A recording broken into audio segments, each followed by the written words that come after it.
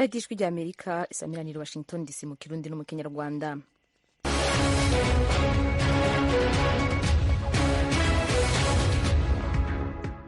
radiyo ijwi ry'amerika isamiraniye Washington DC mu kirundi no mu kinyarwanda. Mwiriwe neza mwese muduteramanye, muri kumwe naho yanitanga ishaka. Ubuserukizi bwa leta zunze ubumwe za Amerika mu Burundi bwaburiye abanyamerika baba mu Burundi cyane cyane Bujumbura ko bomera amagabo bakirinda kuja mu bibanza biteye amakenga. Nk'ingenzi zari zisanzwe zigendera Uburundi zica zitangura gucika intege kubera ko baba bamaze kumva yuko ivyo bibanza atamutekano urimwo. Uyu ni Jean Claude Sinzinkayo hatwara ishirahamwe MERPD rigwanya ikwiragira ry'ibigwanisho bito bito mu minwe y'abatabifitiye ububasha. Leta y'u Rwanda yatangaje ko hari abasirikare ba Kongo barashe mu gace k'umupaka Kongo ihana n'u Rwanda mu karere ka Rusizi. Ikigo c'ubuhinga bwa none co muri Israel kivanze mu buryo bwa magendu mu matora mu bihugu vyinshi vyo kw'isi cane cane muri Afrika. Abahitanye na nyamugigima muri Syria na Turkiya barenze ibihumbi 40.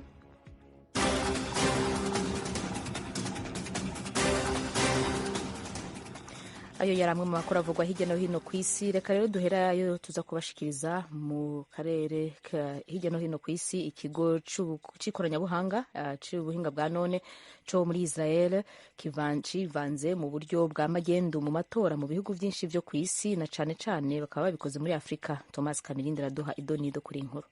Inkuru yatangajwe uyu munsi kuwa gatatu n'urunana rw'abanyamakuru b'abacukumbuzi rwitwa Forbidden Stories rufite icyicaro gikuru mu Bufaransa.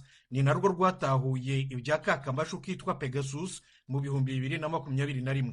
Aba banyamakuru bise kiriya kigo cy'ikoranabuhanga Team George bemeza ko kitazwi n'amategeko yo muri Israeli ariko ko kigizwe n'abantu babaye mu nzego z'umutekano z'icyo gihugu. Abanyamakuru batatu b'abanyamuryango muri Forbidden Stories, umwe ukorera Radio France y'i Paris, undi w'ikinyamakuru gisohoka buri munsi Haaretz cyo muri Israeli, n'uwa gatatu w'ikinyamakuru The Marker nacyo cyo muri Israeli, babeshye Team George ko bashobora kuba abakiriya bayo, bituma babasha kumara amezi n'amezi bayitaraho amakuru. Bityo batahuye ko Team George yayobeje abaturage mu matora y'abakuru b'ibihugu 33 byo ku isi.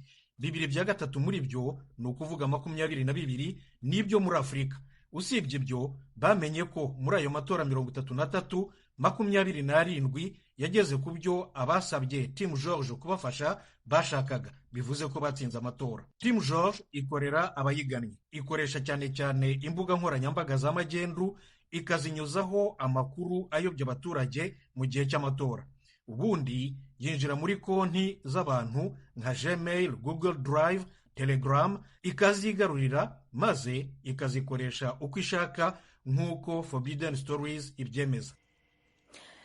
Urakoze Thomas Kamirindi. Umuryango w'ubumwe bwa Buraya urategekanya gushira ibihano bisha ku Burusiya. Ni inkuru n'ubundi dushikirizwa na mugenzi wacu Thomas Kamirindi. Ba ambasaderi bahagarariye ibihugu byabo mu muryango w'Uburayi bemeje icyiciro cya 10 cy'ibihano.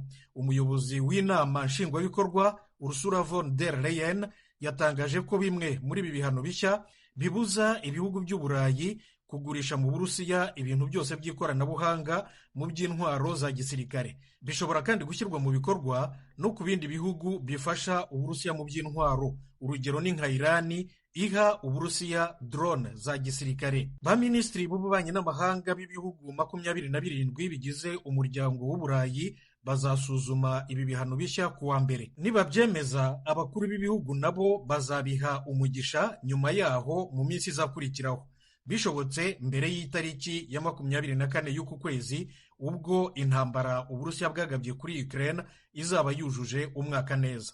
Akenshi na kenshi Uburayi bufatira ibihano Uburusiya bwabivuganyeho n'inshuti zabwo magara nka Leta Zunze Ubumwe za Amerika n'Ubwongereza, nabo kandi bakaza nyuma gutangaza ibindi bihano bisa n'iby'Uburayi.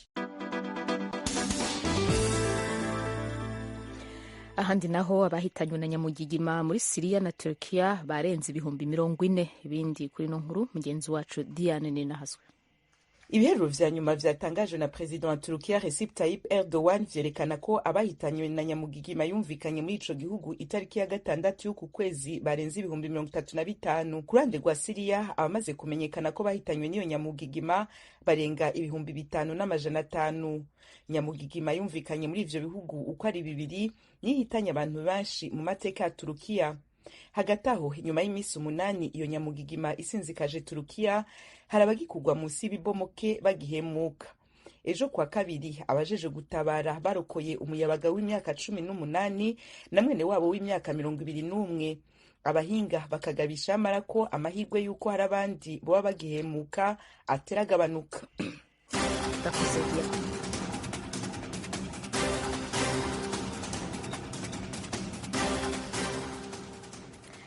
Ayo makuru yose yagezweho hirya no hino ku isi muhejeje kumviriza n'ayandi mushobora kuyasanga kuri site yacu internet ni wezi3 radio yacu voa.com. Adresi yacu YouTube na Instagram na Facebook ni radio yacu ni voa nako voa radio yacu. Mukanya turaja mu karere k'ibiyaga binini vya Afrika.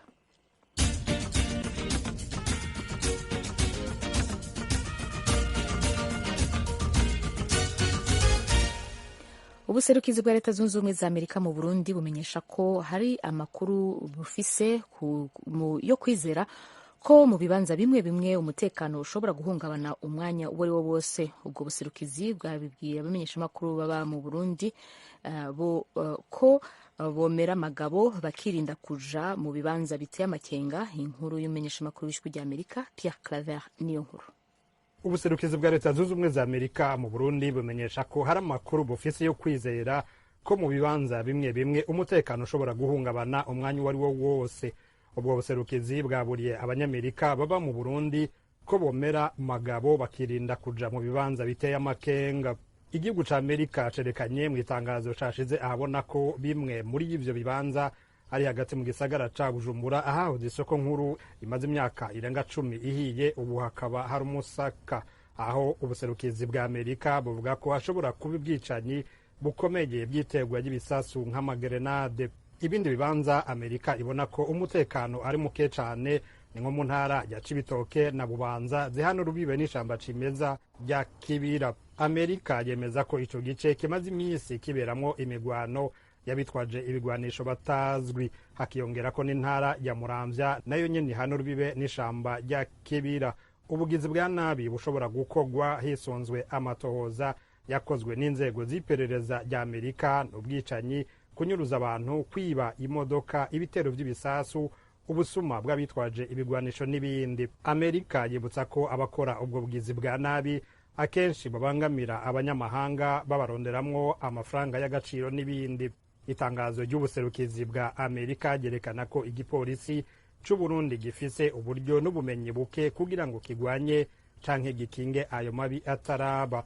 Ijwi rya Amerika ryahamagaye umuvugizi w'igipolisi kugira ngo agire ico abivuzeko. Gushika igihe twaheza guteguriye inkuru, Pierre Nkurikiye umuvugizi w'igipolisi c'u Burundi ntiyari bwatwishure. Amerika iremeza ko intoreka za politike zihitiye mu Burundi zacureshe, ariko ko agisigaye ubwicanyi bushobora gukorwa umwanya n'umwanya n'abantu batazwi. Hakiyongera ko hakunze kuba n'imikwabu canke isakwa ry'igipolisi bishobora kubuza abanyamerika kwidegemvya.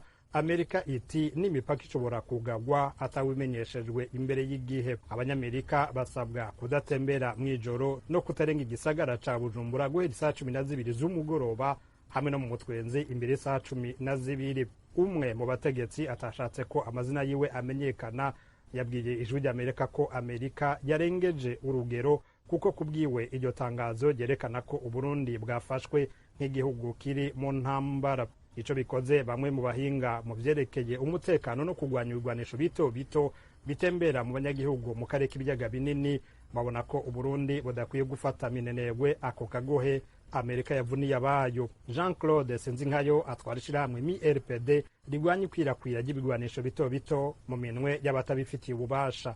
nk'ingenzi zari zisanzwe zigendera uburundi zica zitangura gucika intege kubera ko baba bamaze kumva yuko ivyo bibanza ata mutekano urimwo. Ni ukuvuga yuko n'abanyagihugu nabo nyene baba muri ivyo bice vyavuzwe umutekano wabo uca utangura kuba nk'utameze neza, kuko baca batangura kuvyiyumvamwo bafatiye kuri ayo makuru. Ahacu rero muri Merupede tugasaba ko leta y'u Burundi ibicishije ku bashinzwe umutekano eka ndetse n'umunyagihugu ubwiwe bategerezwa guca bakora ibishoboka kongereza umutekano muri ivyo bibanza vyavuzwe, ko aya makuru yatanzwe atofatwa minenegwe ngo abantu baze bibuke kuyora amaraso yamaze guseseka.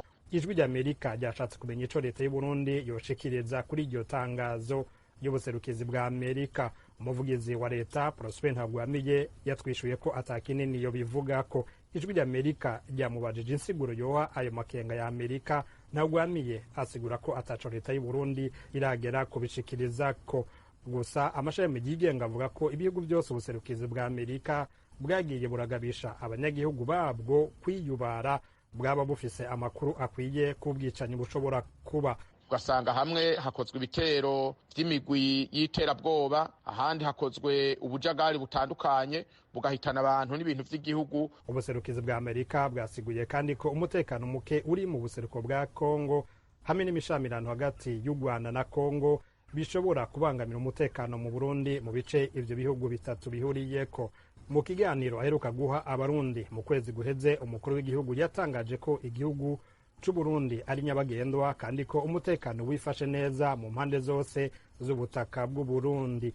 Evariste Ndayishimiye yari yagabishije aboshaka guca intege abashaka kuzana imitahe yabo mu Burundi canke abagishaka kwambika isura mbi igihugu arongoye kuva mu mwaka w'2020. Pierre Claver Niyonkuru ku bw'Ijwi ry'Amerika.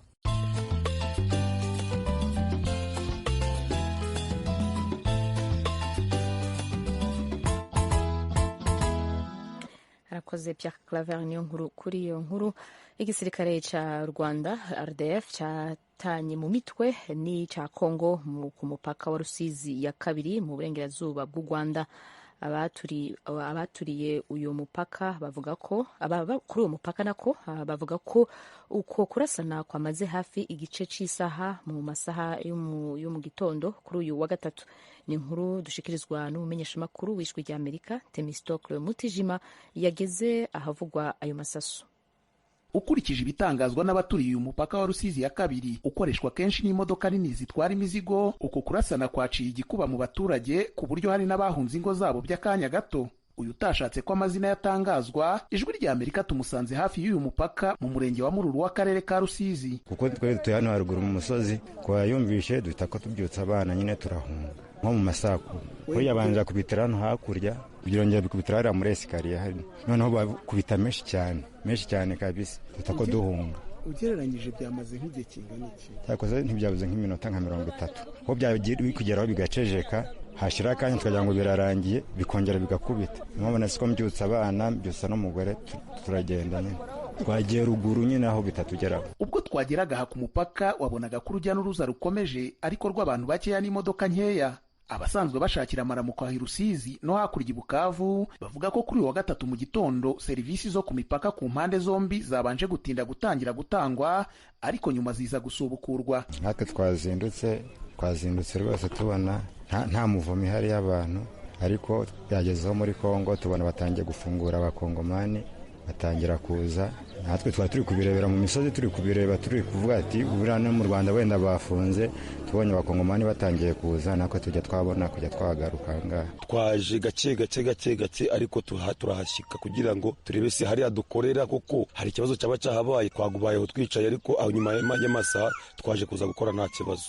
Ubu hari imodoka zambutse zajyanye umuzigo Kongo? Yego zagiye. Twebwe twasanze byabaye kuko nashyitse hano saa 5 ndetse n'abo dufatikanyije twe tugera aha nyirizina saa 5 dutangira komuka saa 6.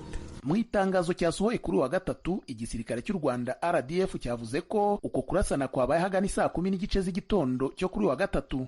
Kivuga ko intandaro y'uko gukozanyaho ari abasirikare ba Kongo bari hagati ya 12 na 14 bavogereye agace katagira uruhande kegukira aha ku mupaka, bagatangira kurasa ku ruhande rw'u Rwanda, hanyuma nacyo kikarasa mu kubishyura. RDF ivuga ko nta musirikare wayo waguye cyangwa ngo akomerekere muri uku kurasana kwabereye ku mupaka. Iki gisirikare cy'u Rwanda kikavuga ko icya Kongo FARDC cyaje kugaruka hanyuma kigakuburaho ibyo byabereye. RDF igasoza ivuga ko yasabye itsinda rihuriweho n'ibihugu byo mu karere rishinzwe kugenzura imipaka kuza gukora iperereza kuri icyo gikorwa y'isi cy'ubushotoranyi. Icyakora Repubulika ya Demokarasi ya Kongo iby'uko gukozanyaho ku gisirikare cyayo n'icy'u Rwanda irabihakana, ikavuga ko ari ibinyoma byambaye ubusa. Mu itangazo yashyize ahagaragara, Bwana Theo Ngwabije Kasi utegeka intara ya Kivu y'Epfo yavuze ko inzego z'igisirikare n'igipolisi za Kongo zikorera ku mupaka wa Rusizi ya kabiri zarasanye n'abajura ku ruhande rwa Kongo, ariko nta warashe mu Rwanda. Uyu mutegetsi avuga ko abo bajura bitwaje imbunda bageragezaga kwiba muri karitsiye yegereye umupaka bateshejwe, ndetse umwe muri bo yarashwe akahagwa, hakaba n'abandi batawe muri yombi.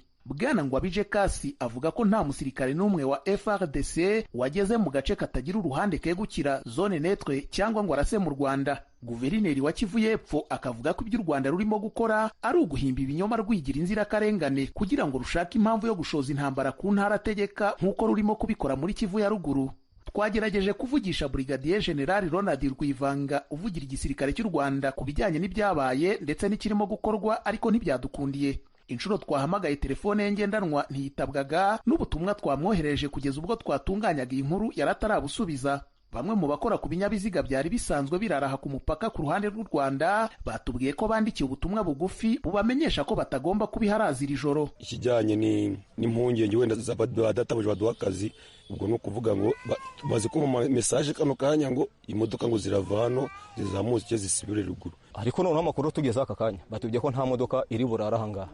Ubwo ni imodoka ipakiye umuzigo irakata wenda ijye guhagarara he ku gasantere irarugura. Nuko amakuru ahagaze aka kanya ni mu rwego rw'umutekano. Uku gukozanyaho kuvugwa hagati y'ibisirikare by'ibihugu byombi, u Rwanda na Kongo, ku mupaka ubihuza kubaye mu gihe umwuka ukomeza kuba mubi hagati y'ibi bihugu bituranyi bishinjanya gushyigikira inyeshyamba zirwanya buri ruhande. Kongo ishinja u Rwanda gufasha inyeshyamba za M23 mu kuziha ibikoresho n'abarwanyi mu ntambara zihanganyemo n'igisirikare cyayo FARDC mu ntara ya Kivu ya ruguru. Ibyo ariko u Rwanda rurabihakana, ahubwo rugashinja Kongo gufasha inyeshyamba za FDLR zirwanya ubutegetsi bwarwo. Kugeza ubu umuhate w'ibihugu yabo byo mu karere no hanze yako mu kugerageza guhagarika intambara ishyamiranyije igisirikare cya leta ya Kongo na M23 hamwe no guhosha umwuka mubi yateje hagati y'ibi bihugu bituranyi nta gifatika uratanga. Urakoze Mr. Clemutijima kuri iyo nkuru. Tukiri mu Rwanda, mu gashoka Mageragere i Kigali kuri uyu wa gatatu huguruwe ivyumba abanyororo bazoza baraburaniramwo hifashishijwe ubuhinga ngurukana bumenyi. Inkuru tugezwa hano mugenzi wacu Asumta Kaboyi yagiye aho iyo programme yatanguye. Iyo ugeze muri iyi gereza ya Mageragere uhasanga ibyumba byinshi biri ku murongo. Buri cyumba harimo abagororwa barimo kuburana, abandi bategereje kuburana. Harimo kandi umucamanza urimo kuburanisha, ariko we yabaga yicaye mu cyumba cy'urukiko akagaragara kuri televiziyo nini yari mu cyumba gito cyaburanishirizwagamo. Usibye abagororwa bari mu cyumba ndetse n'umucamanza wagaragaraga kuri televiziyo, nta wundi muntu wagaragaraga muri icyo cyumba cyari kuri gereza. Buri mugororwa yabaga yicaye ku muryango wanditseho urukiko rugomba kumuburanisha. Hari bamwe wasangaga handitseho urukiko rw'ibanze rwa Gasabo, urwa Nyamata cyangwa urukiko rwisumbuye rwa Gasabo. Umuyobozi w'amagereza mu Rwanda Juvenal Mariza Munda yagaragaje itandukaniro ry'iyi gahunda yatangijwe n'iyari isanzweho yifashishijwe mu gihe cya COVID-19. Urero igishya kije nuko hari ibyumba byabugenewe bikoreshwa gusa ku kazi ko kuburaniramo, birimo n'ibikoresho by'ingenzi. Muri COVID twakoreshaga Skype gusa, dutangiye gushyiramo ibyo bita video conferencing facilities. Mwabonye bino byumba bya mbere ko amashusho agaragara neza, screen nini. Iyi gahunda yatangirijwe muri gereza ya Mageragere, izanashyirwa muri gereza ya Rwamagana, Rubavu ndetse na Nyamagabe nk'uko bitangazwa n'umuyobozi w'amagereza mu Rwanda. Iyi gahunda kandi irareba abagifite imanza bose nk'uko bisobanurwa n'uyu muyobozi. Ni umushinga watewe inkunga n'ishami ry'umuryango w'abibumbye ryita ku iterambere UNDP watanzweho miliyoni zikabakaba 500 amafaranga y'u Rwanda. Ku ruhande rw'amagereza rwo rwahawe miliyoni zisaga 120 azafasha uru rwego kubaka ibyumba bizajya byifashishwa mu kuburana hirya no hino mu magereza yo mu Rwanda ndetse no gushyiraho ibindi bikoresho byifashishwa. Abagororwa bavuganye n'ijwi rya Amerika bagaragaje ko ubu buryo ari bwiza, gusa basaba ko hari bikwiye kubanza kwitabwaho. Byoroshya ubutabera kuboneka, nta waza ngo ataha ataburanye. Ubu buryo mbona butworohereza hari nk'igihe bavuga kujya ku rukiko ukava hano mu gitondo ukirirweho bigashyika 2:00 z'ijoro 3:00 urumva kuba ubu twegere Skype biratworohera urabona uranasonza ariko wasonza ukavuga ngo urubanza nirusoza ukegera kuri gereza ugahita urya bitakuvura. Igikenewe nuko wenda hagira ibyo twongerwa kugira ngo rezo ziboneke neza, kuko hari igihe umucamanza cyangwa se umushinjacyaha akubwira nk'ikintu mukumvikana ariko hakaba ibyo utumvise. Kuri gereza ya Mageragere hashyizweho inzu abavoka bicaramo baganira n'abakiriya babo ndetse n'icyumba abavoka bifashisha babikamo ibikoresho byabo no kwambariramo imyenda bakoresha bagiye kunganira abaregwa. Umunyamategeko Patrick Munini twamusanze kuri gereza ya Mageragere aganira n'umukiriya we. Kuri we yemeza ko iyi gahunda ari nziza. Twebwe nk'abavoka kugeza ubu nta kitubangamira kidasanzwe, amakuru yose iyo yakeneye urayabona.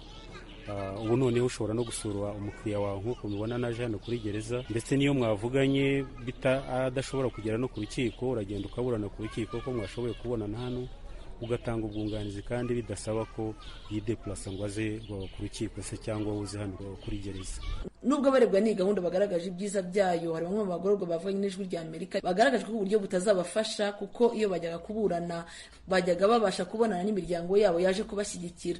Tom Mulisa, umwarimu muri Kaminuza y'u Rwanda akaba umushakashatsi mu bijyanye n'amategeko, nawe yumvikanishije ko ubu buryo bufite ibyiza byabwo ndetse n'ingorane ziburimo. Urabona ubundi ubusanzwe hari uburyo abantu benshi baza gukurikirana urubanza atari imfungwa gusa. Umuntu iyo yabaga aje nk'ariya nko mu rukiko akabona n'abo bantu hari icyo nawe byamufashaga mu mutima we psychologique. Umuyobozi w'amagereza mu Rwanda yagaragaje ko ari imyumvire ya bamwe ko ntacyo bizica ku mitangire y'ubutabera bunoze.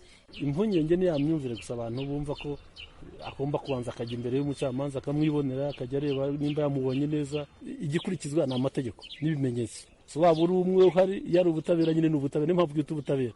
Ntabwo nkeka ko ufite abantu 1000 baje kugushyikira muri sare umucamanza azacura urubanza akurikije abantu 1000, azacura urubanza akurikije ibimenyetso afite n'amategeko icyo ateganya. So rero nkeka ko hari imyumvire nyine navuga ikwiriye guhinduka, kandi bibaye na ngombwa ko n'abaje gushyigikira nabo bagira screen bareberaho nimba ibintu biri kugenda neza, nayo bizagenda byubaka. Rubanda ko ari ibintu tugitangira. Kugeza ubu urwego rushinzwe imfungwa mu Rwanda rugaragaza aho gukoresha ubu buryo buzafasha uru rwego kuzigama amafaranga yakoreshwaga bajyana abagororwa hirya no hino mu nkiko, ndetse bikagabanya n'umubare w'abagororwa batorokaga mu gihe bajyanywe kuburana.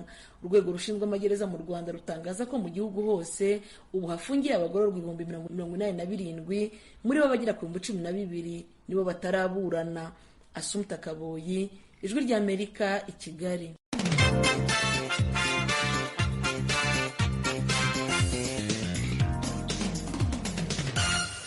Rakoze Assumpta Kaboyi kuri iyo nkuru. Amakuru y'iradiyo Ijwi rya Amerika arabandanya.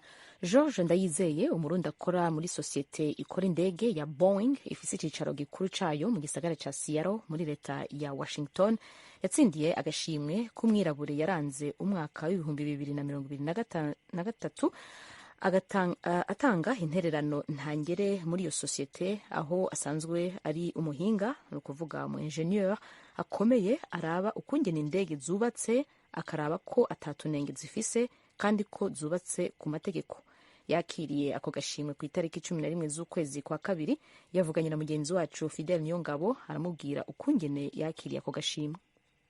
Ako gashimwe aho navyakira yari inkuru nziza cyane, kubona yuko bantoye nk'umu-engineer yaranze umwaka w'2023 baravye contribution technique, uruhara ntangere nagize mu ishirahamwe rikora indege ku ndege zitandukanye, hama n'ingene ama innovation nashize muri izo ndege dukora, ubuhinga bushasha innovation, ubuhinga bushasha, hama n'urugero runini rwa contribution technique nashize muri izo ndege. Izo ndege niyo modeli imwe yitwa 787, indi modeli yitwa 777 igice 9, n'indi ndege izotwara umukuru w'igihugu wa Amerika nakozeko, n'izindi ndege shasha twakozeko mugabo zitaragera gusohoka. Ako gashimwe kitiriwe Walt W. Braithwaite Legacy Award, uwo n'umuntu ki niki havuze kuri wewe ku bariko baratwumviriza? Uwo Walt Braithwaite yamuka mu gihugu ca Jamaica, nawe akaba yaragiye kuba mu gihugu c'Ubwongereza, hama mu nyuma ariga amashuri aza gukora muri iki kigo ca Boeing, aba umu engineer. Aho yakoraga abaye umu engineer yarazanye ubushakashatsi bushasha ingene bakwiye gukora indege bakoresheje ibintu bijanye na computer, kare ibintu byose barinda gucapa ku rupapuro, ivyuma twita ivyuma nyabwonko. Hama mu nyuma ashitse muri Boeing barahindura, bashaka bakoresha ivyo vyuma nyabwonko ngene bacapa n'ingene bakora indege. Hama mu nyuma araduga araba aho bita aba executive, sinzi ingene novuga mu Kirundi, abatwara sosiyete muri iyi sosiyete Boeing. Yabaye umwirabure wa mbere yashoboye gushikira ku rwego rwo hejuru mu batwara uru ruganda rwa Boeing. Mu nyuma aca bamugira kuba vice perezida wa Boeing muri Afrika. Urumva rero baravye uko ndiko ndaduga, baraba ama contribution ndiko ndagira, intererano ndiko nkurikiza iragigiwe ingene ndiko ndakora. Woba uri umwirabure wa mbere akomoka muri Afrika aronsa ko gashimwe? Ego ndo wa mbere. Naho uravye abirabure muri Amerika uzubwa kangahe? Abirabure muri Amerika naho nyene bayi wa mbere akaronse kandi hari imyaka mike bagatangura. Ni muri ico gisata cawe rero? Ni muri iki gisata canje.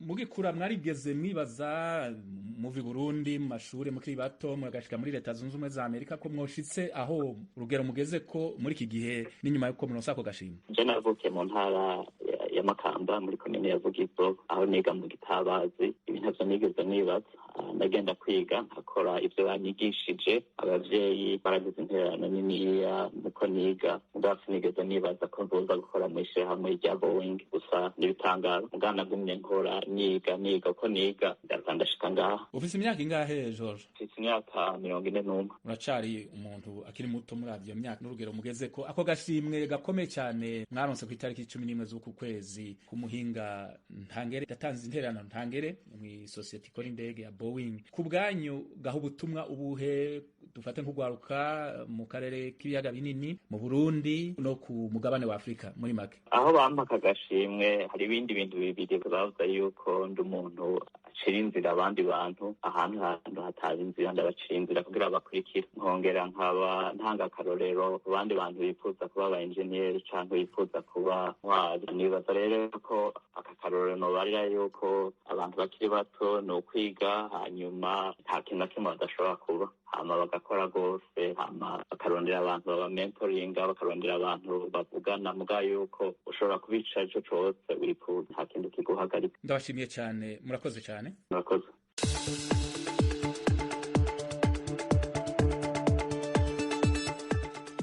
turiko turaja ku musozo w'amakuru n'ibiganiro vy'iradijwi ry'Amerika kuri ino saha, ariko mbere yuko dusozera reka tubashikirije ibice bikuru vy'amakuru twabashikirije. Twabwiye ko leta y'u Rwanda yatangaje ko hari abasirikare ba Kongo barashe mu gace k'umupaka na Kongo ihana urubibe n'u Rwanda mu karere ka Rusizi. Twabwiye ko ikigo c'ubuhinga bwa none co muri Israel civanze mu buryo bwa magendu mu matora mu bihugu vyinshi vyo kw'isi, cane cane muri Afrika. Handi naho abahitanywe na nyamugigima muri Syria na Turkiya bamaze kurenga ibihumbi 40. Aho ni naho rero turangirije ibiganiro n'amakuru twabateguriye kuri no saha. Tubibutse yuko aya makuru yose n'ayandi yo kwiradijwi ry'Amerika mushobora kuyaronka kuri site yacu ya internet, adresse ni wezi3 akaburungu radio yacu voa.com, kuri Facebook, Twitter na Instagram naho nyene ni VOA radio yacu. Ndashimiye abanywanyi batuteze amatwi, nshimira na Nadia Taha mu buhinga bw'ivyuma yadufashije. Kuri mikro mwari muri kumwe na Oriane Tangishaka. Ibi biganiro twabateguriye vyari bihagariwe na Edi Gwema. Turabashimiye, mugire umugoroba mwiza.